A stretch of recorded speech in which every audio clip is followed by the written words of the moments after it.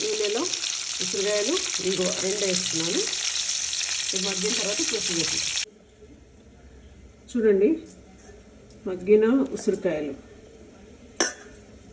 పచ్చిమిర్చి అంటే ఇవి కొంచెం పచ్చిమిరపకాయలు, ఇవైతే కొంచెం కారం తక్కువ ఉంటాయి, అందుకని అవే తీసుకుంటే బాగుంటుంది. ఉప్పు కొంచెం వేసిన ఆల్రెడీ, ఇంకా కొంచెం వేస్తున్నాను.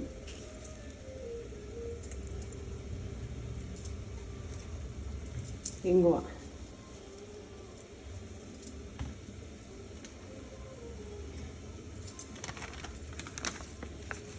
ఆవాల పొడి. ఇది చలికాలంలో ఇలాంటి వంటకాలు చేయడానికి కారణం ముఖ్యంగా ఆవాలు వేడి ఒంటికి మంచిది వేడి ఈ చలికాలంలో. అందుకని ఇవన్నీ పెద్దవాళ్ళు చేసేవారేమో అనిపిస్తుంది నాకు చాలాసార్లు. సో ఆవాల పొడి వేసాను. పెరుగు,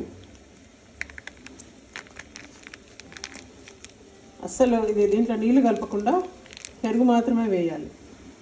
నీళ్ళు కలిపినట్టయితే పాడైపోతుంది.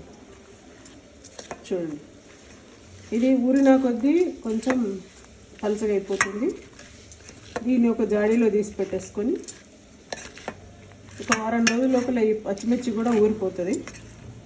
ఊరిన తర్వాత ఈ ఉసిరికాయ పచ్చిమిర్చి కలిపి చాలా రుచికరంగా ఉంటుంది. మీరు కూడా ట్రై చేయండి. మంచిగా కలిపేసి జాడీలోకి తీసి పెట్టేసుకుంటే ఉసిరికాయ చల్ల మిరపకాయలతో కూడిన పచ్చడి రెడీ.